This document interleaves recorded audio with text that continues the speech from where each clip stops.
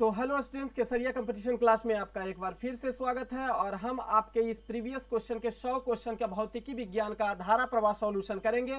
और इसके पहले हम 25 क्वेश्चन का सेट सॉल्यूशन लगातार साइंस क्वेश्चन का कर रहे थे, लेकिन आज ज़रूरत यह है कि कम समय में, क्योंकि क्वेश्चन जो है अब जो है हर एक फेजेस का, रेलवेज के हर फेजेस का अब देख रहे हैं अग्रिम सूचना हम लोग को दिया जा रहा है। प्रीवियस इंफॉर्मेशन हम लोग को दिया जा रहा है कि अगले फेज का भी, सेकेंड फेज का भी 18 तारीख को आ जाएगा। हालांकि नोटिफिकेशन आया है कि 18 तारीख तक सिटी एग्जाम सिटी जो है वो बता दिया जाएगा कुछ जोन का। इसमें 5 जोन को शामिल किया गया, पिछले बार 3 ही जोन को शामिल किया गया था, इस बार 5 जोन को शामिल किया गया है।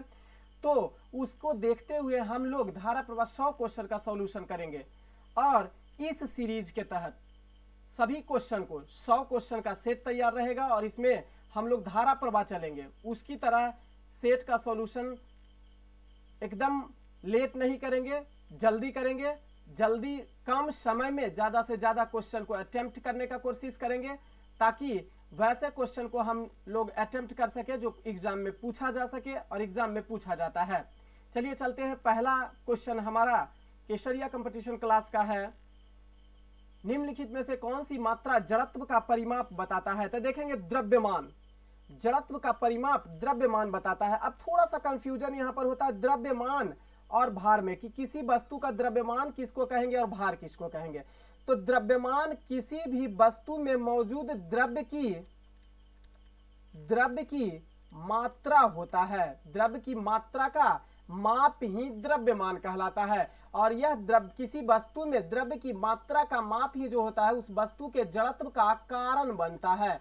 तो जड़त्व का माप द्रव्यमान हो जाता है। लेकिन भार क्या होता है? तो भार किसी वस्तु को, कोई भी वस्तु है ना, उसको जितनी आकर्षण बल से पृथ्वी अपनी ओर खींचती है, जितनी आकर्षण बल से पृथ्वी अपनी ओर खींचती है वह उस वस्तु का भार कहलाता है। क्लियर? तो आपका आंसर हो जाएगा द्रव्यमान। दूसरा क्वेश्चन है, खाद्य ऊर्जा को हम किस इकाई में मापते हैं? तो हम लोग खाद्य ऊर्जा को कैलोरी के रूप में मापा जाता है। अगला क्वेश्चन की ओर हम लोग चलेंगे। द्रव पदार्थ के समवेग और वेग के अनुपात से कौन सी भौतिक राशि का ज्ञान होता है? हम लोग जानते हैं कि P बराबर m इंटू भी होता है। अर्थात P हम किसको कहेंगे? समवेग होता है। समवेग बराबर क्या फॉर्मूला होता है भाई? तो समवेग बराबर होता है द्रव्यमान गुने वेग। अब यही है समवेग और वेग का अनुपात। इधर समवेग को रख लेंगे, अब वेग को इधर ले आइए, अनुपात हो गया, उधर क्या बच गया? द्रव्यमान बच गया। तो आपका आंसर सी। चलिए अगला क्वेश्चन है, चलती हुई बस जब अचानक ब्रेक लगती है तो उसमें बैठे हुए यात्री आगे की दिशा में गिर जाते हैं, इसका कारण क्या होता है? तो इसका कारण होता है न्यूटन का पहला गति नियम। बस व्यक्ति क्या होता है? जड़त्व अवस्था में होता है। पहला गति नियम जो होता है वह बल का परिभाषा बताता है। पहला गति नियम को ही जड़त्व का नियम, जड़त्व का नियम कहा जाता है। और इस जड़त्व के नियम से बल की परिभाषा निकलती है। बल की परिभाषा निकलती है। बल की परिभाषा क्या कहता है? बल वह भौतिक कारण होता है जो किसी वस्तु को विराम अवस्था में रखता है। जब तक कि विराम अवस्था में रखेगा तब तक कि बाहरी दबाव इस पर न डाला जा सके। तो न्यूटन का पहला गति नियम जड़त्व का नियम होता है और जड़त्व के कारण व्यक्ति बैठा हुआ होता है। लेकिन जैसे ही एकाएक अचानक ब्रेक लग जाता है और गाड़ी चल रही होती है, अचानक ब्रेक लगता है तो वह पीछे की ओर चला जाता है, धक्का लगता है। तो पीछे की ओर एक बल लगता है उस पर जो उसके जड़त्व को प्रभावित कर रहा है। अतः यह न्यूटन का पहला नियम कहलाता है। न्यूटन का दूसरा नियम क्या होता है? तो दूसरे नियम के तहत बल का व्यंजक प्राप्त होता है। इसी को, बल के व्यंजक को ही हम लोग F बराबर ma की संज्ञा देते हैं। जबकि न्यूटन का तीसरा गति नियम जो होता है वह होता है एक्शन रिएक्शन नियम कहा जाता है इसे। सापेक्षता का सम्मान सिद्धांत किसके द्वारा दिया गया था? आइंस्टाइन के द्वारा। E बराबर दिया गया mc²। न्यूटन के तीनों गति नियम की चर्चा न्यूटन ने 1600 न्यूटन ने 1687 ईस्वी में अपनी पुस्तक प्रिंसिपिया में चर्चा किया था। बढ़े आगे, चलिए। समुद्र में प्लवन करते आइसबर्ग का कितना भाग समुद्र की गहराई के ऊपर होता है? तो वह 1/10वां हिस्सा ऊपर होता है और बाकी का 9/10वां हिस्सा जो होता है वह नीचे पाया जाता है। यह प्लवन का सिद्धांत किसके द्वारा दिया गया था? तो प्लवन का सिद्धांत आर्किमिडीज नामक विद्वान के द्वारा दिया गया था। चलिए आगे बढ़ते हैं। हम दलदली सड़कों पर क्यों फिसल जाते हैं? ऐसा इसलिए होता है कि घर्षण बल जो होता है उसकी कमी होती है, घर्षण नहीं लग पाता है, जिसके कारण से हम लोग फिसल जाते हैं। तो कहेंगे कि घर्षण किसे कहा जाता है, घर्षण बल किसको कहा जाता है? तो घर्षण बल जो होता है ना, वह गति के विरोध में, गति के विपरीत दिशा में एक बल लगता है, उसी को घर्षण बल कहा जाता है। और यहाँ पर गति का विरोध करने वाला अगर कोई बल ना लगेगा तो हम क्या होंगे? फिसल जाएंगे। दलदली सड़कों पर या चिकनी सतहों पर हम लोग फिसल जाते हैं। चलिए आगे बढ़ते हैं। प्रकाशीय वोल्टीय सेल के प्रयोग से सौर ऊर्जा का रूपांतरण किसमें किया जाता है? तो सौर ऊर्जा का रूपांतरण प्रकाश ऊर्जा में किया जाता है। आगे है, स्वचालित वाहनों में द्रव चालित ब्रेक का इस्तेमाल किया जाता है। किसके कारण से यह संभव हो पाता है? तो पास्कल का नियम पास्कल नामक विद्वान के द्वारा दिया गया था, जो स्वचालित वाहनों में द्रव चालित ब्रेक का इस्तेमाल करता है। क्लियर है? बढ़े आगे। इसके अलावा देखेंगे टॉरिशेली का नियम। तो टॉरिशेली का जो नियम है ना, वो 1643 ईस्वी में यह द्रव का बाह्य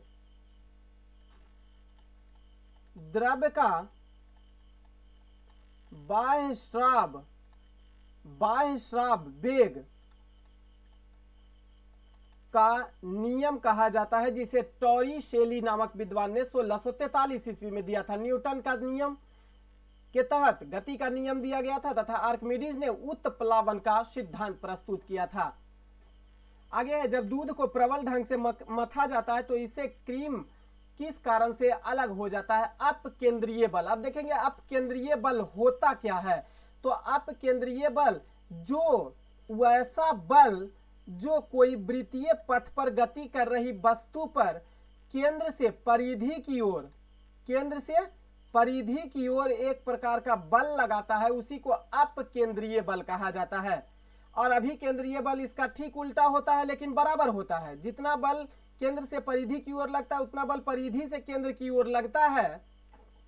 क्लियर? तो बराबर बल लगता है लेकिन विपरीत लगता है, जिसके कारण से इसे अभिकेंद्रीय बल, यानी अपकेंद्रीय बल का ही विपरीत बल अभिकेंद्रीय बल होता है, जिसके कारण से कोई भी वस्तु स्थिर रहती है और इस वृत्ताकार पथ पर घूर्णन करती हुई या चलती हुई रह जाती है बैलेंस के साथ। क्लियर है? तो अपकेंद्रीय बल जो होता है उसके कारण से दूध सेपरेटर से मक्खन को आसानी से निकाला जा सकता है। बात क्लियर है? अपकेंद्रीय बल का कहीं परिभाषा पूछ देता है, इसको याद रखिएगा कि F बराबर होता है mv²/r होता है अपकेंद्रीय बल का अपकेंद्रीय बल का फॉर्मूला। बढ़े आगे। जेट इंजन किसके संरक्षण के सिद्धांत पर कार्य करता है? तो जेट इंजन रेखीय संवेग संरक्षण के सिद्धांत पर कार्य करता है। अब यह देखेंगे कि रेखीय संवेग संरक्षण क्या होता है। तो पिंड का किसी बंद निकाय पर यदि कोई बाह्य बल ना लगाया जाए तो उस निकाय पर कुल संवेग नियत हो जाता है। अगर कोई बाह्य बल ना लगा दिया जाता है बंद पिंड में, तो उसमें जो निकाय में कुल संवेग होता है वह नियत हो जाता है। इसी को रैखिक संवेग का नियम ऊर्जा का संरक्षण जेट इंजन के संरक्षण का सिद्धांत कहलाता है। क्लियर? तो रैखिक संवेग के सिद्धांत पर आधारित होता है। आगे है, पृथ्वी के गुरुत्वाकर्षण का कितना भाग चंद्रमा के गुरुत्वाकर्षण के सबसे नजदीक होता है? तो वह होता है, सबसे नजदीक में होता है 1/6 भाग सबसे नजदीक होता है। आगे, किसी तुल्यकालीन उपग्रह की पृथ्वी की सतह से ऊंचाई लगभग कितनी होती है? 36,000 किलोमीटर ऊंचाई होता है। वर्षा की बूंद का आकार गोलाकार किस कारण से संभव होता है। तो पृष्ठ तनाव के कारण यह संभव हो पाता है। पृष्ठ तनाव होता क्या है? तो बल बटा लंबाई, प्रति इकाई लंबाई में क्षेत्रफल पर भी कह सकते हैं। बल बटा क्षेत्रफल इसी को कह सकते हैं। प्रति इकाई क्षेत्रफल पर लगने वाला जो बल होता है वह होता है पृष्ठ तनाव। क्लियर? वह होता है पृष्ठ तनाव। महान वैज्ञानिक आर्किमिडीज किस देश से संबंधित थे? तो आर्किमिडीज कहां से संबंधित थे? तो वह ग्रीस, यूनान, इसी को यूनान ध्यान रखेंगे। आर्किमिडीज जो थे उन्होंने उत्प्लावन का सिद्धांत दिया था। यह यूनान के थे और इनका जन्म 287 बीसी में हुआ था तथा मृत्यु 212 बीसी में हुआ था। 287 टू 212 बीसी तक यह रहे थे। यूनान यानी ग्रीस के एक कह सकते गणितज्ञ थे, इंजीनियर थे, खगोलविद भी थे। आगे बढ़ते हैं। पानी के एक गिलास में एक बर्फ का टुकड़ा तैर रहा है। जब बर्फ पिघलती है तो पानी के स्तर पर क्या प्रभाव पड़ता है? देखिए, बर्फ जो होता है ना, एक गिलास में तैर रहा है।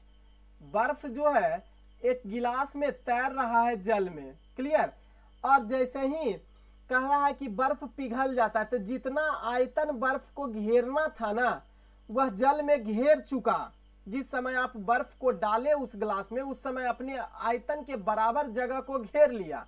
तो यह बर्फ जब आप पिघल भी जाएगा तो इसके यह जल जो है इसके स्तर पर किसी भी प्रकार का प्रभाव नहीं पड़ता है, तो उतना ही बना हुआ रहेगा। गुरुत्वाकर्षण के सार्वभौमिक निकाय का प्रतिपादन किसके द्वारा किया गया था? तो गुरुत्वाकर्षण का नियम किसके द्वारा दिया गया? न्यूटन नामक विद्वान ने गुरुत्वाकर्षण का नियम दिया था। ये कहां के थे? इंग्लैंड, ब्रिटेन के वैज्ञानिक थे। 1643 ईस्वी में इनका जन्म हुआ। 1717 ईस्वी तक यह आइजक न्यूटन रहे थे। क्लियर? गैलीलियो ने क्या नियम दिया? जड़त्व का नियम। सभी ध्यान रखिएगा, जड़त्व का नियम। आइंस्टाइन ने E बराबर mc² का नियम दिया। हालांकि इन्होंने प्रकाश के विद्युत प्रभाव की भी खोज किया था। आइंस्टाइन ने प्रकाश विद्युत प्रभाव की खोज भी किया था, जिसके लिए 1921 ईस्वी में, अब क्वेश्चन बार बार पूछता है कि भौतिकी का नोबेल पुरस्कार दिया गया था आइंस्टाइन को किस क्षेत्र में? तो कहेगा सामान्य सापेक्षता के सामान्य सिद्धांत के लिए। E बराबर mc² के लिए, जी नहीं, प्रकाश विद्युत प्रभाव के लिए 1921 ईस्वी में आइंस्टाइन को नोबेल पुरस्कार दिया गया था। क्लियर है? और एक है कोपरनिकस, इन्होंने अंतरिक्ष से संबंधित नियम का प्रतिपादन किया था। कौन सा 1 किलोग्राम द्रव्यमान के पिंड पर कार्यशील पृथ्वी के गुरुत्व बल का सही मान होता है? अब देखेंगे F बराबर फॉर्मूला होता है ma। F जो होता है ना, F किसी वस्तु का भार को हम कह सकते हैं F, फोर्स बराबर m आपका दिया हुआ है। मास कितना दिया हुआ है? 1 किलोग्राम। एक्सेलरेशन कितना होता है? 9.8। गुना करेंगे तो 9.8 ही हो जाएगा। अतः फोर्स आपका गुरुत्वाकर्षण बल जो यह हुआ F बराबर जो हुआ वह हो गया 9.8 और F को न्यूटन में व्यक्त किया जाता है तो N हो गया, न्यूटन हो गया। एक हॉर्स पावर यानी 1 HP कितने वाट के बराबर होता है? सार्वभौमिक है, 746 वाट का होता है। आगे है, निम्नलिखित में से किसने न्यूटन से पूर्व ही बता दिया था कि सभी वस्तुएं पृथ्वी की ओर आकर्षित होती है? वह ब्रह्मगुप्त ने बताया था। ब्रह्मगुप्त ने बताया था। ब्रह्मगुप्त भारत के, कभी कभी पूछ देता है क्या थे? भौतिकविद थे, अंतरिक्ष ज्ञाता थे, गणितज्ञ थे, या कौन थे? ये क्वेश्चन कुछ भी पूछ देता तो गणितज्ञ थे। यह ब्रह्मगुप्त जो थे वो गणितज्ञ थे और यह उज्जैन के थे। 598 से लेकर 668 ईस्वी तक, 598 से लेकर 668 ईस्वी तक इनका कार्यकाल रहा था और यह एक गणितज्ञ थे। इन्होंने ही बताया था कि वस्तु कोई भी वस्तु है जो पृथ्वी की ओर आकर्षित होती है। तो जिस बात को इन्होंने इस बात को इन्होंने जो बताया वह कौन से पुस्तक में बताया, तो इनका पुस्तक का नाम था ब्रह्म स्फुट सिद्धांत। ब्रह्म स्फुट सिद्धांत। तथा दूसरा पुस्तक इनका था खंड खाद्दक।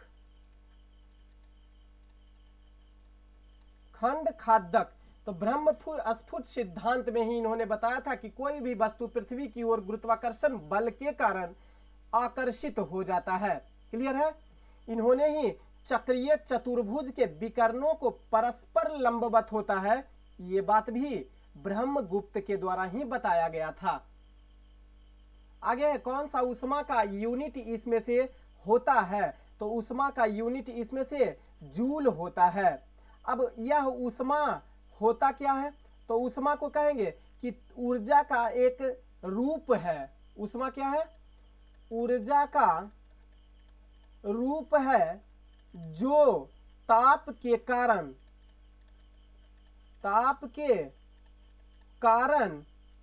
होता है। ताप के कारण होता है और ऊर्जा का ये रूप होता है। तो ऊर्जा को हम लोग जूल में व्यक्त करते हैं, तो आंसर हमारा जूल हो जाएगा। आगे कितना तापमान होने पर पाठ्यांक सेल्सियस और फ़ारेनहाइट तापक्रम में दोनों पर समान हो जाता है? -40 डिग्री सेल्सियस तापमान में। ये फॉर्मूला हमेशा याद रखेंगे, C बटा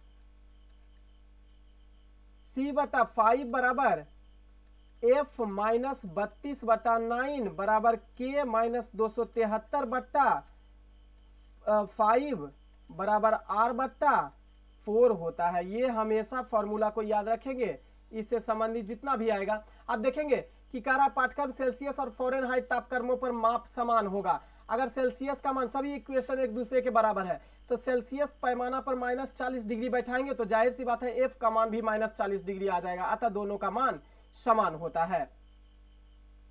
आगे है, एक मनुष्य का तापक्रम 60 डिग्री सेल्सियस है, तो इसके तापक्रम फ़ारेनहाइट में क्या हो जाएगा?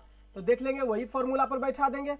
C बटा 5 दिया हुआ, F -32/9 बराबर K -273 बट्टा 5 बराबर R बट्टा 4। आपको कह क्या रहा है, मनुष्य सेल्सियस तापमान पर मान दिया हुआ है, फ़ारेनहाइट पर आपका मान पूछता है। तो यानी ये दोनों इक्वेशन अगर ले लेंगे, क्योंकि सब इक्वेशन तो एक दूसरे के बराबर है, अतः C बटा 5 बराबर F -32/9 ले लेंगे। क्लियर। अब C का मान अगर हम 60 डिग्री बैठा देंगे, बटा 5 बराबर F का मान -32/9 हो जाएगा। 12 पचे 60, अब बरनमा 78 से 108 बराबर F -32। क्लियर। F बराबर क्या हो जाएगा, F बराबर आपका मान हो जाएगा 140 डिग्री फ़ारेनहाइट होता है। क्लियर। आगे बढ़े, किसी झील की सतह का पानी बस जमने ही वाला है, झील के अधस्थल में जल का तापमान क्या हो जाएगा, 4 डिग्री सेल्सियस तापमान बना हुआ रहेगा। कौन सा ऊष्मा का सर्वोत्तम चालक होता है? तो ऊष्मा का सर्वोत्तम चालक जो होता है वह हमारा पारा होता है।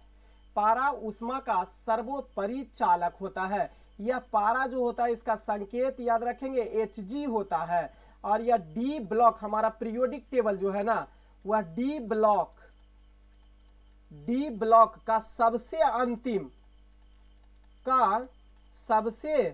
अंतिम धातु होता है। अंतिम धातु होता है। अब देखेंगे, यह इसका परमाणु संख्या जो होता है Hg का, वह होता है 80, और डी ब्लॉक के जितने भी तत्व होते हैं ना, वह सभी को संक्रमण धातु कहा जाता है। अतः हमारा पारा भी क्या हो जाएगा, संक्रमण धातु हो जाएगा, ट्रांजिशन एलिमेंट हो जाएगा, संक्रमण धातु हो जाएगा। क्लियर। बढ़े आगे, आणविक संगठन के द्वारा ऊष्मा का संप्रेषण क्या कहलाता है?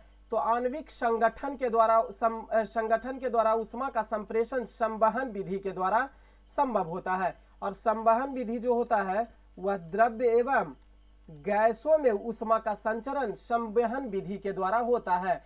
चालन में ठोसों में ऊष्मा का संचरण जो होता है वो चालन विधि के द्वारा होता है। एक्चुअली में होता क्या है कि ठोस,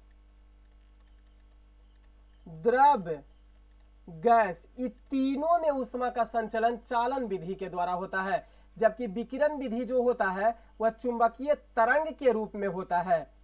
इसमें ऊष्मा का संचरण जो होता है वह चुंबकीय तरंग के रूप में होता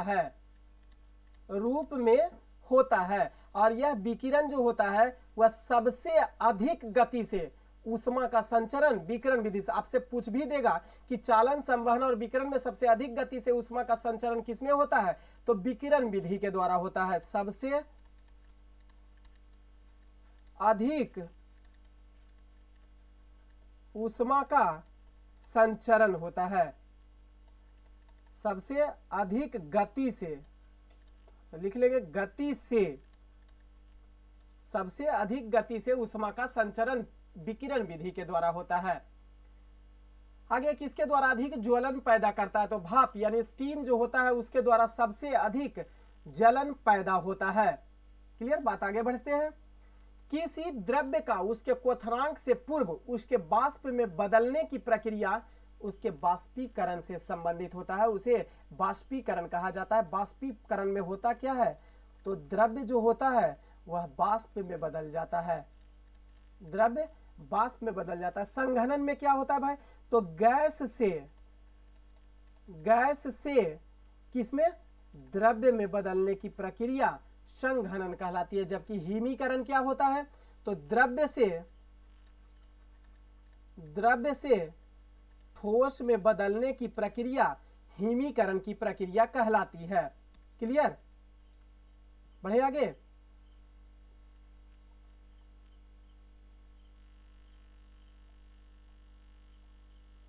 आगे है ऊष्मा गतिकी का प्रथम नियम किस अवधारणा की पुष्टि करता है, तो ऊष्मा गतिकी का पहला नियम जो होता है वह ऊर्जा संरक्षण से संबंधित नियम होता है।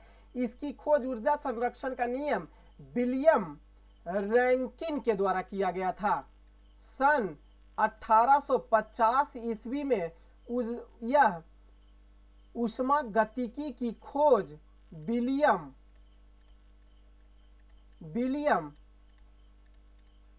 रैंकिन नामक विद्वान के द्वारा 1850 ईस्वी में खोज किया गया था। क्लियर, आगे बढ़ते हैं। किसकी ऊष्माधारिता सबसे अधिक होती है, तो जल की ऊष्माधारिता, ऊष्मा धारण करने की क्षमता सबसे ज्यादा होती है। आगे है बिना किसी ताप परिवर्तन के किसी पदार्थ को द्रव्य से गैस परिवर्तन करने के लिए अपेक्षित ऊष्मा को उसकी गुप्त ऊष्मा कहा जाता है, तो उसके वाष्पन की गुप्त ऊष्मा के नाम से भी जाना जाता है। आगे है मिट्टी के घड़े में किस क्रिया के द्वारा जल ठंडा बना हुआ रहता है, वाष्पीकरण क्रिया के द्वारा। होता क्या है कि घड़ा जो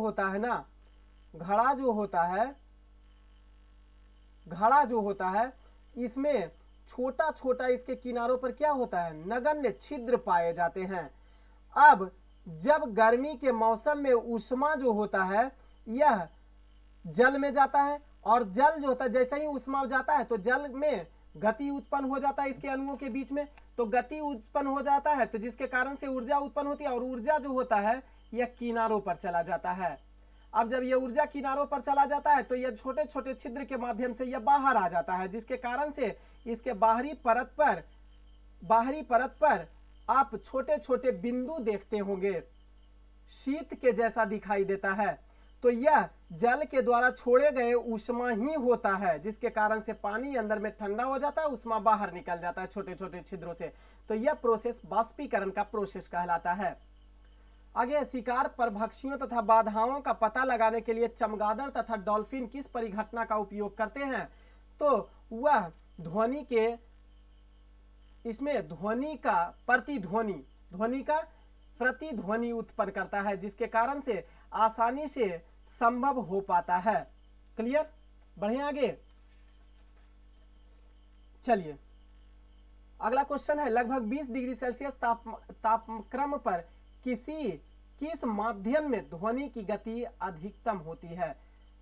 तो कोई भी माध्यम हो, इसमें जो माध्यम दिया हुआ है हवा, पानी और ग्रेनाइट, इसमें सबसे ज्यादा ठोसों में ध्वनि का चाल ठोस में सबसे ज्यादा होता है, ये तो सार्वभौमिक है। 5100 लोहा में 5130 मीटर पर सेकेंड ध्वनि की चाल होती है। क्लियर? जबकि हवा की अगर हम लोग बात करेंगे तो 332 मीटर पर सेकेंड होती है। अगर पानी की हम लोग बात करें तो 1493 मीटर पर सेकेंड ध्वनि की चाल होती है। तो वैसे भी लोहा में सबसे ज्यादा ध्वनि की चाल हो गया, और उसमें भी करा 0 डिग्री। ये जितना भी लिखा हुआ है ना, ये जितना भी लिखा हुआ है, जो मान हम लिखे सब 0 डिग्री पर लिखा हुआ है। और 20 डिग्री सेल्सियस तापमान को बढ़ाएंगे तो हम लोग जानते हैं कि 1 डिग्री सेल्सियस तापमान में वृद्धि करने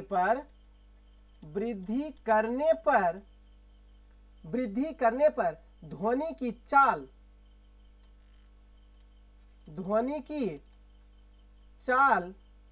0.61 मीटर पर सेकेंड की गति से बढ़ जाती है। क्या हो जाती है? बढ़ जाती है।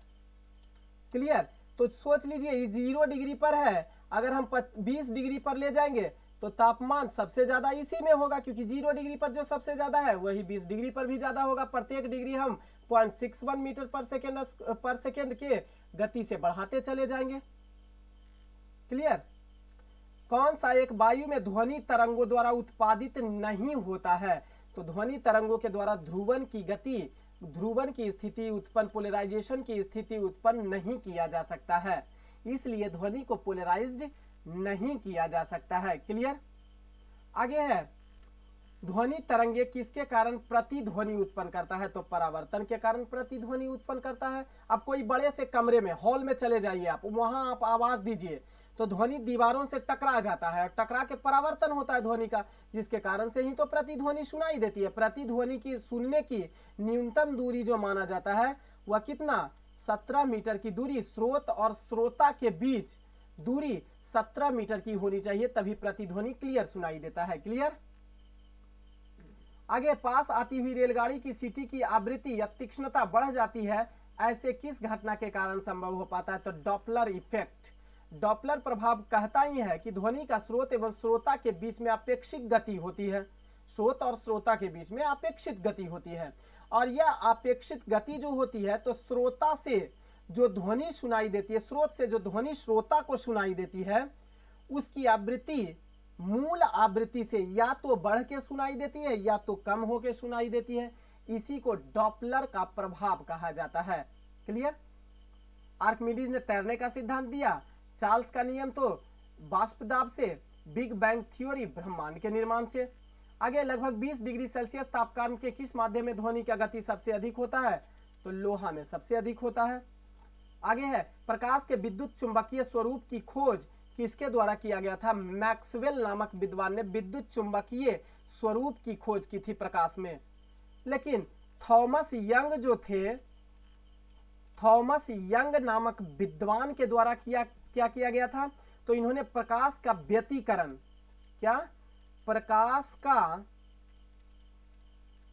व्यतिकरण का नियम प्रस्तुत किया था। प्रकाश का व्यतिकरण का नियम थॉमस यंग नामक विद्वान ने सन 1800 ईस्वी में प्रस्तुत किया था। क्लियर है? स्नेल का नियम किसे कहा जाता है? तो साइन आई बटा साइन आर बराबर म्यू 2। स्नेल का नियम अपवर्तनांक से संबंधित होता है, तो यह नियम का सिद्धांत स्नेल नामक विद्वान के द्वारा दिया गया था। न्यूटन ने सर्वात्रिक गुरुत्वाकर्षण का नियम प्रस्तुत किया था। सूर्य की रोशनी को पृथ्वी तक पहुंचने में लगभग कितना सेकंड का समय लग जाता है? 8 मिनट 16.6 सेकंड का समय लग जाता है। पानी में डुबोई एक छड़ी किस समृद्धि के कारण मुड़ी हुई प्रतीत होती है? तो प्रकाश के अपवर्तन की घटना के कारण मुड़ी हुई प्रतीत होती है। या कोई पानी भरे बाल्टी में सिक्का डुबाने पर, सिक्का रखने पर सिक्का का तल थोड़ा सा ऊपर दिखाई देता है प्रकाश के अपवर्तन घटना के कारण। इसके अलावा एक दो और उदाहरण समझ लेंगे। सूर्योदय से कुछ समय पहले और सूर्यास्त के कुछ समय बाद सूर्य का आकाश में दिखाई देना प्रकाश के अपवर्तन की घटना के कारण ही संभव हो पाता है। क्लियर। वास्तविक गहराई की तुलना में गहराई थोड़ा सा कम दिखाई देना प्रकाश के अपवर्तन की घटना के कारण संभव हो पाता है। तारों का टिमटिमाना प्रकाश के अपवर्तन की घटना के कारण संभव हो पाता है। चलिए आगे बढ़ते हैं। एक तालाब के तल में पड़ा हुआ एक पत्थर उच्च बिंदु पर रखा हुआ प्रतीत होता है। कहे ना गहराई से थोड़ा सा ऊपर गहराई प्रतीत होना, यानी कि वास्तविक गहराई की तुलना में कम गहरा प्रतीत होना, यह प्रकाश के अपवर्तन की घटना का एक उदाहरण होता है। तभी तो कहा जाता है कि अगर कोई मछुआरा मछली को तालाब में मारने की कोशिश कर रहा है तो भाला जहां वह मछली दिखाई दे तो भाला कहां मारना चाहिए, जहां मछली दिखाई दे उसके तल के नीचे वार करना चाहिए, क्योंकि प्रकाश के अपवर्तन की घटना के कारण वह मछली थोड़ी सी ऊपर दिखाई दे रही है, लेकिन वास्तविकता यह नहीं है, वह और नीचे है, अतः वार नीचे करना चाहिए। तो प्रकाश के अपवर्तन के कारण संबंधित माध्यम युग्म के क्रांतिक कोण से अधिक आपतन कोण का सघन से विरल माध्यम की ओर जाने वाली प्रकाश किरण क्या कहलाती है। तो वैसे प्रकाश किरण को हम लोग क्या कहते हैं, तो उस प्रकाश किरण को हम लोग सघन माध्यम से विरल माध्यम की ओर जाने पर प्रकाश का किरण जो होता है वो परावर्तन के कारण संभव हो पाता है। क्लियर।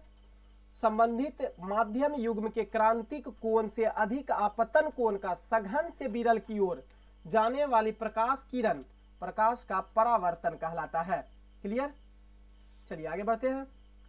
सूर्योदय और सूर्यास्त के समय आसमान में लाल दिखाई देना। अब देखेंगे दो क्वेश्चन, सूर्योदय एवं सूर्यास्त के पहले सूर्य का दिखाई देना आकाश में प्रकाश के अपवर्तन की घटना, लेकिन लाल दिखाई देना वह प्रकाश के प्रकिरणन, क्योंकि लाल रंग का प्रकिरणन जो होता है वह कम होता है। क्लियर। जिसके कारण से वह आसमान में लाल दिखाई देता है सूर्योदय के कुछ समय पहले और सूर्यास्त के कुछ समय बाद तक भी। क्लियर। आगे पिछली साइड के ट्रैफिक को देखने के लिए ऑटोमोबाइल में किस प्रकार के दर्पण का हम लोग उपयोग करते हैं, तो पीछे पश्च दर्पण के लिए हम लोग उत्तल दर्पण का इस्तेमाल करते हैं। क्यों? क्योंकि वस्तु इसमें कैसी बनती है, छोटी बनती है, अतः यही कारण है कि हम लोग पश्च दर्पण के रूप में उत्तल दर्पण का इस्तेमाल करते हैं। कार चलाते समय अपने पीछे के यातायात भी साइड मिरर है, साइड मिरर के रूप में, अंग्रेजी में साइड मिरर के रूप में किसका इस्तेमाल, उत्तल दर्पण का इस्तेमाल किया जाता है। आगे यदि एक व्यक्ति दो समतल दर्पण जो 60 डिग्री पर आनत है के बीच खड़ा हो तब उसे प्रतिबिंब कितना दिखाई देगा।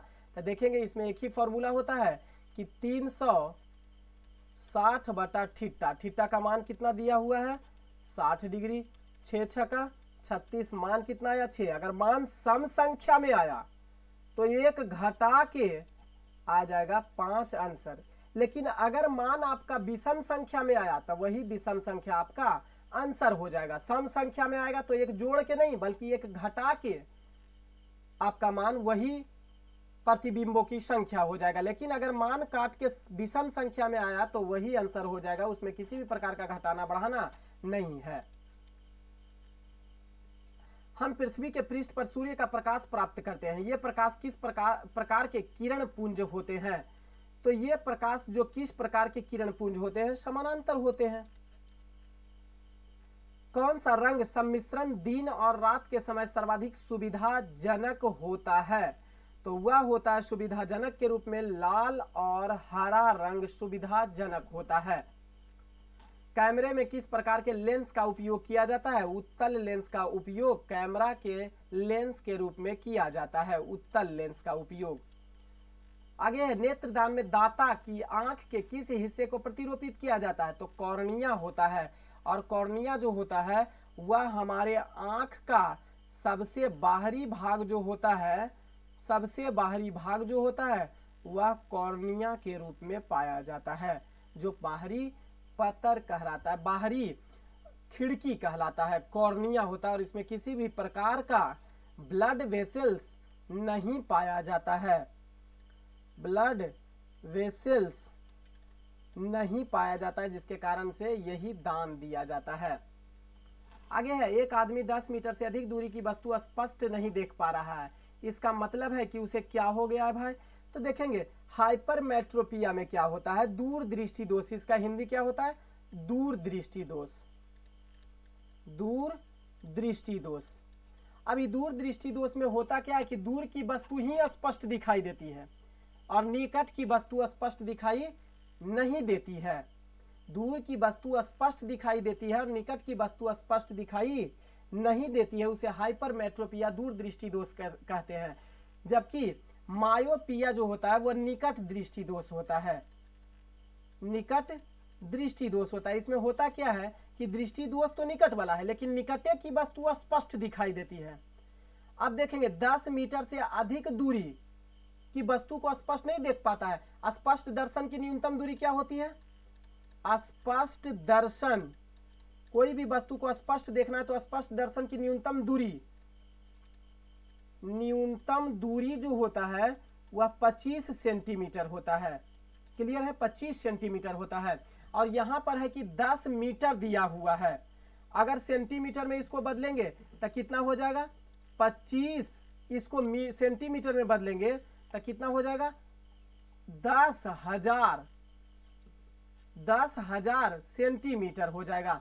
तो देखेंगे 25 सेंटीमीटर तक है न्यूनतम दूरी और आप 10,000 सेंटीमीटर की दूरी को स्पष्ट नहीं देख पा रहे हैं। इसका मतलब है कि आपको निकट दृष्टि दोष हो गया। निकट की वस्तु तो स्पष्ट दिखाई दे रहा है लेकिन दूर की वस्तु स्पष्ट दिखाई नहीं दे रहा है। दूर, इतना दूर की वस्तु है, जबकि 25 सेंटीमीटर के अंदर रहता तो कोई दिक्कत नहीं था। अतः यह निकट दृष्टि दोष हो जाएगा। आगे, तंतु प्रकाशित संचार में संकेत किस रूप में प्रवाहित होता है भाई?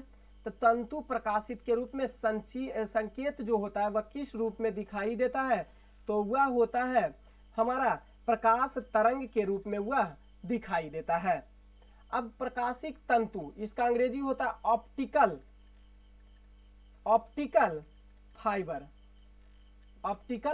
फाइबर होता है। और यह ऑप्टिकल फाइबर की खोज नरिंदर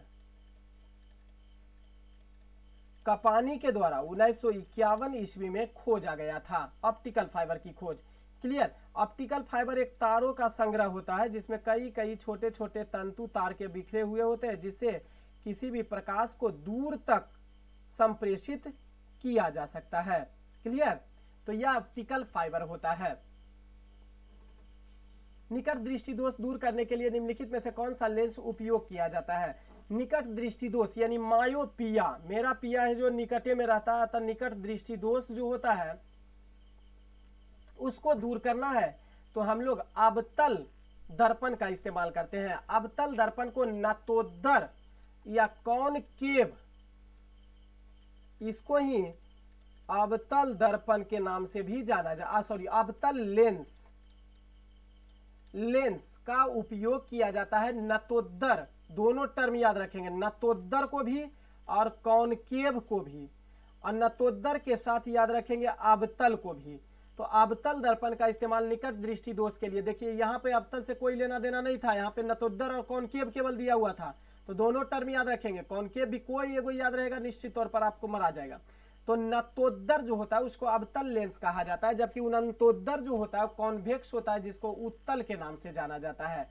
एक स्पष्ट हो जाएगा तो दूसरा खुद स्पष्ट हो जाएगा। क्लियर? और सिलिंड्रिकल जो होता है ना, सिलिंड्रिकल जो होता है उसमें किसका प्रयोग किया जाता है? सिलिंड्रिकल के लिए इस्तेमाल किया जाने वाला दोष तो आंख में देखेंगे, दूर दृष्टि दोष, निकट दृष्टि दोष होता है, जरा दृष्टि दोष होता है, और एक प्रेस बायोपिया होता है। अब देखेंगे तो वर्तुलाकार सिलिंड्रिकल लेंस जो होता है उसका इस्तेमाल हम लोग किस प्रकार के आंखों के दोष को दूर करने के लिए उपयोग किया जाता है, ये मैं नहीं बताऊंगा, ये आप कमेंट बॉक्स में बताएंगे। मुझे नहीं पता है इसके बारे में। क्लियर? अब ऐसा नहीं समझेंगे कि मुझे पता ही नहीं है, कमेंट बॉक्स में केवल बताएंगे। निम्नलिखित तिथियों में से किसमें दोपहर को आपकी छाया सबसे छोटी छाया के रूप में दिखाई देगा? वह कौन सा दिन होगा? तो 21 जून को सबसे छोटी छाया के रूप में हम लोग का प्रतिकृति, खुद का प्रतिबिंब दिखाई देगा। अविंदुकता दोष को दूर करने के लिए किस प्रकार के लेंस का उपयोग करते हैं? अविंदुकता को दूर करने के लिए अभी कमेंट बॉक्स के बारे में चर्चा किए थे। सिलिंड्रिकल लेंस जो होता है एस्टिग्मेटिज्म, इसका क्या होता है, अंग्रेजी में कहेंगे एस्टिग्मेटिज्म। अविंदुकता को दूर करने के लिए सिलिंड्रिकल लेंस युक्त चश्मा का प्रयोग किए थे, जबकि जरा जरा प्रेस बायोपिया जरा जरा दृष्टि दोष को दूर करना है तो द्विफोक्सी लेंस का उपयोग करेंगे, अवतल निकट वाला में यूज करेंगे, जबकि दूर वाला में उत्तल का उपयोग करेंगे। आगे इलेक्ट्रिक करंट का यूनिट निम्नलिखित में से कौन सा होता है। इलेक्ट्रिक करंट की यूनिट की चर्चा किया है, इलेक्ट्रिक करंट की यूनिट जो होती है उसे अर्ग में व्यक्त किया जा सकता है। आगे ओम का नियम क्या परिभाषित करता है, तो ओम का नियम जो होता है वह परिभाषा देता है धारा और वोल्टता दोनों को ओम के नियम को परिभाषित के रूप में किया जाता है। बिजली के बल्ब का फिलामेंट किस तंतु का बना होता है, तो टंगस्टन का बना हुआ होता है। आगे तड़ित चालक का आविष्कार किसके द्वारा किया गया था, बेंजामिन फ्रैंकलिन नामक विद्वान ने तड़ित चालक की खोज किया था, बेंजामिन फ्रैंकलिन ने।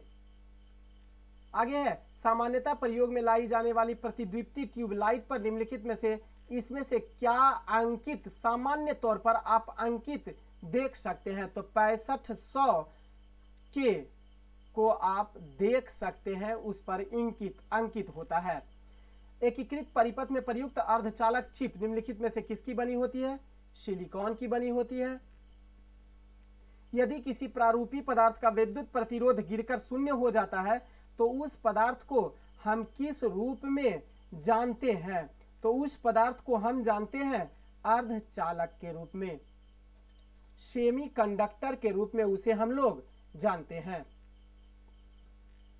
स्थिर विद्युत अवक्षेपित्र का प्रयोग किसे नियंत्रित करने के लिए किया जाता है, तो वायु प्रदूषक को नियंत्रित करने के लिए स्थिर विद्युत अवक्षेपित्र का प्रयोग किया जाता है।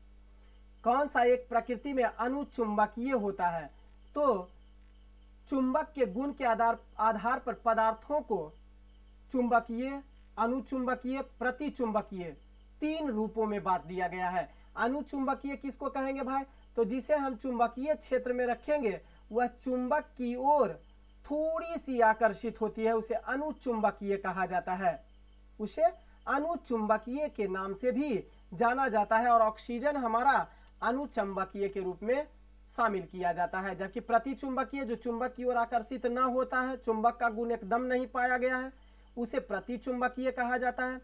जबकि चुंबकीय उसे कहा जाता है जो चुंबक के क्षेत्र में रखे जाने पर चुंबक की ओर आकर्षित हो जाता है, उसे चुंबकीय पदार्थ कहा जाता है, जैसे लोहा वगैरह। आगे है पृथ्वी एक बहुत बड़ा चुंबक है, इसका चुंबकीय क्षेत्र किस दिशा में विस्तृत होता है, तो दक्षिण से उत्तर दिशा में विस्तृत होता है, या कभी कभी दे देता है दक्षिण उत्तर दिशा में, तो दक्षिण और उत्तर दिशा में इंगित करता है। जिस तत्व में परमाणु में 2 प्रोटॉन, 2 न्यूट्रॉन और 2 इलेक्ट्रॉन है, उस तत्व का द्रव्यमान संख्या क्या हो सकता है, तो द्रव्यमान संख्या 4 होगा, क्योंकि प्रोटॉन की संख्या और न्यूट्रॉन की संख्या दोनों को जोड़ेंगे तो हो जाएगा 4, और प्रोटॉन की संख्या न्यूट्रॉन की संख्या के योगफल को ही हम लोग द्रव्यमान संख्या कहते हैं। परमाणु जिनमें प्रोटॉन की संख्या समान परंतु न्यूट्रॉन की संख्या भिन्न भिन्न हो, उसे क्या कहा जाता है। प्रोटॉन की संख्या है समान लेकिन न्यूट्रॉन की संख्या भिन्न भिन्न होती है, उसे समस्थानिक कहा जाता है, आइसोटोप्स कहा जाता है, आइसोटोप्स कहा जाता है। नाभिकीय रिएक्टर के निर्माण में निम्नलिखित में से कौन सा एक अनिवार्य होता है, तो नाभिकीय रिएक्टर का निर्माण करना है तो इसमें इस्तेमाल होता है जर्कोनियम। पृथ्वी की आयु का निर्धारण निम्नलिखित में से किस विधि के द्वारा किया जाता है, यूरेनियम विधि के द्वारा किया जाता है। पृथ्वी की आयु का आकलन यूरेनियम विधि के द्वारा किया जाता है, क्लियर। लेकिन वही अगर यदि जो कह दे कि जीवाश्म की आयु का निर्धारण करना, तो जीवाश्म की आयु का निर्धारण करना कार्बन डेटिंग विधि के द्वारा किया जाता है। कूलीज नलिका का प्रयोग क्या उत्पन्न करने के लिए किया जाता है? तो कूलीज नलिका का प्रयोग एक्स किरण का उपयोग करने के लिए किया जाता है। कौन सा धातु अर्धचालक की तरह ट्रांजिस्टर में प्रयोग होता है? वह होता है जर्मेनियम धातु का प्रयोग ट्रांजिस्टर में अर्धचालक, क्योंकि जर्मेनियम एक अर्धचालक है, अतः इसका प्रयोग किया जाता है। विद्युत उत्पन्न करने के लिए कौन सी धातु का उपयोग किया जाता है? विद्युत उत्पन्न करने के लिए किस धातु का प्रयोग किया जाता है? तो विद्युत उत्पन्न करने के लिए हम लोग जो यूज करते हैं वह यूरेनियम के विधि का उपयोग करते हैं। विद्युत भट्टियों में, परमाणु भट्टी में हम लोग यूरेनियम को विद्युत उत्पन्न करने के लिए प्रयोग करते हैं ईंधन के रूप में। क्लियर है? बढ़े आगे, चलिए। न्यूनतम तापमान पैदा करने के लिए निम्नलिखित में से किस सिद्धांत का प्रयोग किया जाता है? न्यूनतम तापमान पैदा करना है तो अतिचालकता का उपयोग हम लोग करते हैं। देखिए ये सब जितना भी क्वेश्चन है ना वो वन लीनियर क्वेश्चन है, और लास्ट समय में इस क्वेश्चन को थोड़ा सा रिवीजन अगर करते चलेंगे तो निश्चित तौर पर सफलता, ये सब क्वेश्चन बहुत हद तक आने की संभावना है, क्योंकि प्रीवियस क्वेश्चन है। पहली बात तो यह है कि प्रीवियस क्वेश्चन है, और रेलवे एग्जाम जो अभी रेगुलर में एग्जाम एनटीपीसी का एग्जाम लिया है, अभी हाल ही में इसके पहले भी ड्राइवर का एग्जाम हुआ है, तो रेलवे को ज्यादा क्वेश्चन बनाने की जरूरत नहीं है। क्वेश्चन उसका बना हुआ है, अब उसी में से फेर बदल करके वह क्वेश्चन देता रहेगा। बदलाव होगा तो करंट में बदलाव होगा और कहीं भी चेंजेस नहीं आपको मिलेगा। तो प्रीवियस काफी हद तक आपको मददगार साबित हो सकता है। प्रीवियस क्वेश्चन पढ़ने का प्रयास करें, केसरिया कंपटीशन क्लास को आगे बढ़ाइए, सपोर्ट कीजिए, ताकि हम और भी सेट सीरीज को आपके सामने ला सके। इसके अलावा थियोरिकल बैच को भी आपके सामने प्रस्तुत कर सके। अतिचालकता, लॉ ऑफ फ्लोटिंग का सिद्धांत किसने दिया था भाई? आर्किमिडीज नामक विद्वान के द्वारा दिया गया था। इस सदी की शुरुआत में हवाई जहाज का आविष्कार किसके द्वारा किया गया था? राइट ब्रदर्स के द्वारा हवाई जहाज का आविष्कार किया गया था। मेडिकल डॉक्टर्स या व्यवसायिकों द्वारा निम्नलिखित में से किस उपकरण का प्रयोग किया जाता है? एमीटर का प्रयोग तो डॉक्टर्स लोग करेगा नहीं, डीप सर्कल का प्रयोग तो करेगा नहीं, हाइड्रोमीटर का प्रयोग क्यों डॉक्टर करेगा भाई? स्टेथोस्कोप, रक्त दाब मापी जो होता है, स्टेथोस्कोप जिसको आला कहते हैं, आम बोलचाल की भाषा में, गांव वाली भाषा में किसको कहते, क्या कहते हैं? आला, जो कान में लगाता है और धड़कन सुनने का कोशिश करता है डॉक्टर, स्टेथोस्कोप होता है।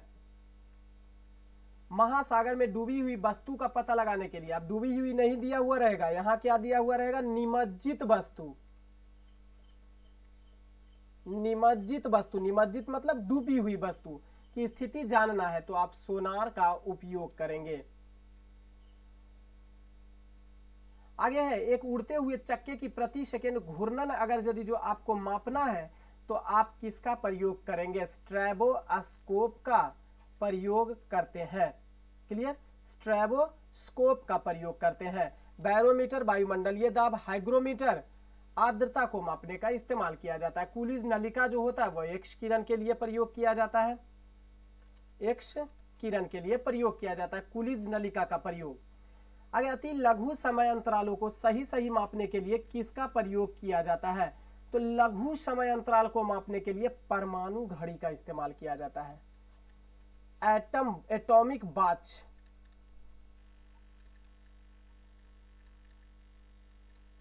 एटॉमिक वॉच का इस्तेमाल किया जाता है, परमाणु की घड़ी का इस्तेमाल किया जाता है। एसआई पद्धति में लेंस की शक्ति का मात्रक क्या होता है? डायोप्टर में व्यक्त किया जाता है। कौन सा एक व्युत्पन्न परिमाण इसमें से नहीं होता है? तो व्युत्पन्न परिमाप जो होता है वह द्रव्यमान नहीं है। क्यों? क्योंकि द्रव्यमान एक क्या है? मूल मात्रक है।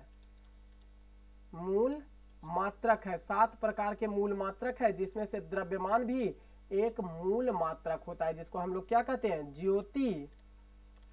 ज्योति सदा पाताल विजय करती है। इस 7 मूल मात्रक है, 7 मूल मात्रक है। उसी मूल मात्रक में से द्रव्यमान शामिल होता है। क्लियर? ज्योति से ज्योति तीव्रता को याद रखेंगे, स से समय को याद रखेंगे, द से द्रव्यमान को याद रखेंगे, प से प से पदार्थ को याद रखेंगे, त से तापमान को याद रखेंगे, ल से लंबाई को याद रखेंगे और विजय से विद्युत धारा को याद रखेंगे, विद्युत धारा को याद रखेंगे। क्लियर। आगे है निम्नलिखित में किसकी इकाई न्यूटन मीटर इसमें से नहीं होती है। तो न्यूटन मीटर किसकी इकाई नहीं होती है, तो देख लेंगे बारी बारी से। बल बराबर न्यूटन मीटर नहीं होती है। बल बराबर क्या होता है, केवल न्यूटन। बल बराबर न्यूटन होता है।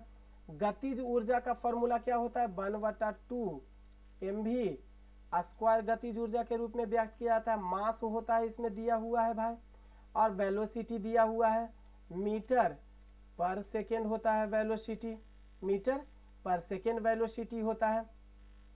अब देखेंगे न्यूटन मीटर इसमें भी आ गया आपका, ऊर्जा में भी न्यूटन मीटर। अब इसमें न्यूटन केवल न्यूटन के रूप में बल होता है।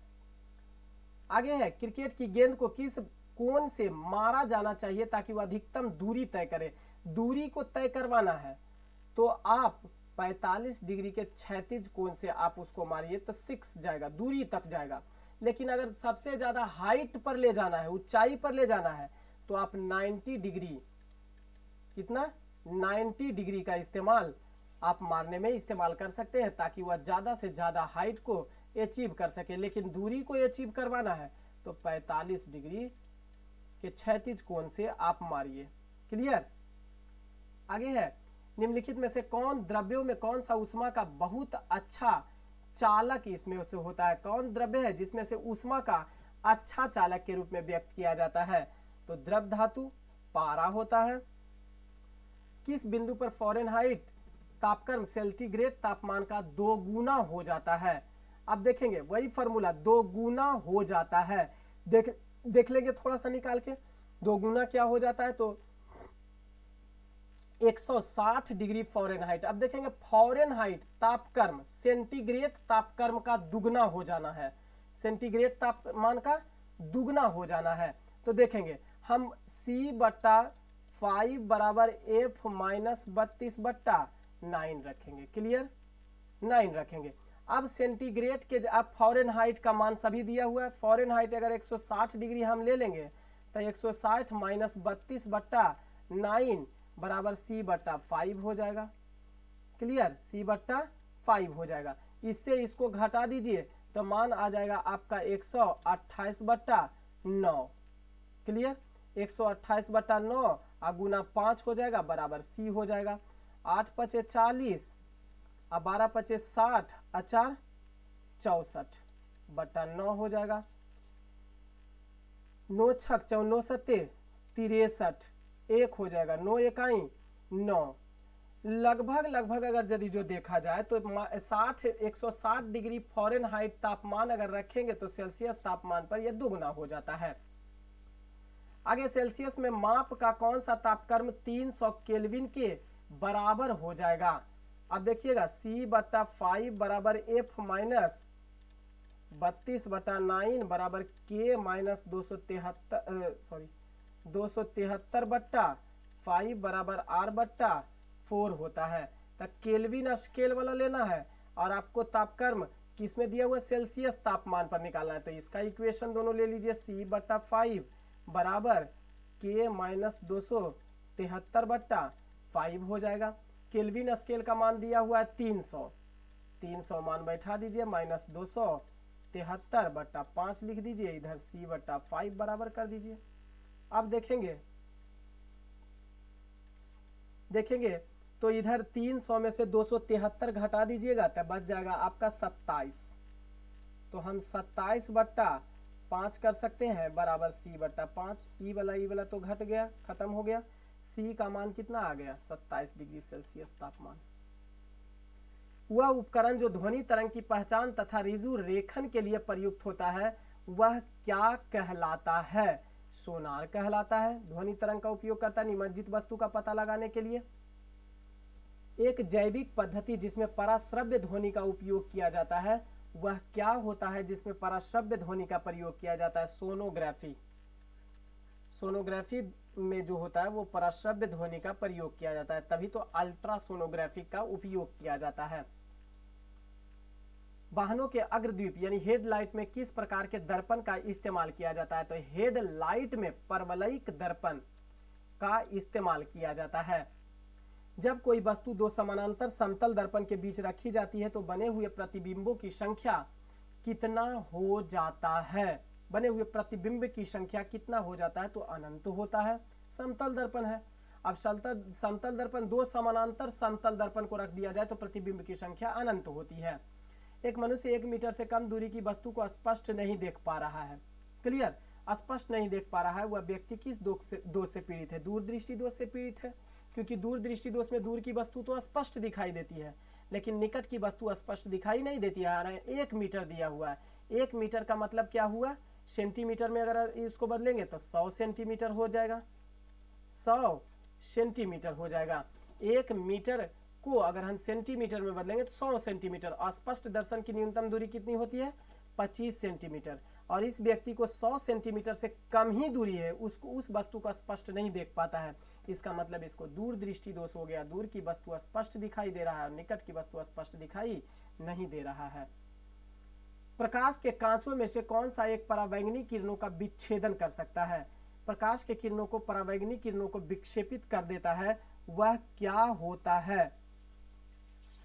तो इसमें से कौन सा है जो कांच में परावैंगनी किरणों को विक्षेपित कर देगी? क्रुक्स कांच। क्रुक्स कांच का इस्तेमाल जो होता है वो कांचों में से है जो परावैंगनी किरण को विच्छेदित कर देता है।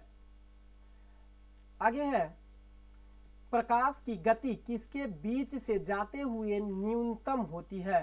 तो कांच से जाते हुए प्रकाश की गति न्यूनतम होती है, क्योंकि कांच में प्रकाश की चाल 2 × 10⁸ मीटर पर सेकेंड होता है। क्लियर? 2 × 10⁸ मीटर पर सेकेंड के बराबर होती है। वायु और निर्वात में देखेंगे तो 3 × 10⁸ मीटर पर सेकेंड होता है, जबकि जल में प्रकाश की चाल 2.25 × 10⁸ मीटर पर सेकेंड होता है। प्रकाश की चाल को सबसे पहले किसने मापा? प्रकाश की चाल को सबसे पहले रोमर नामक विद्वान के द्वारा मापा गया था।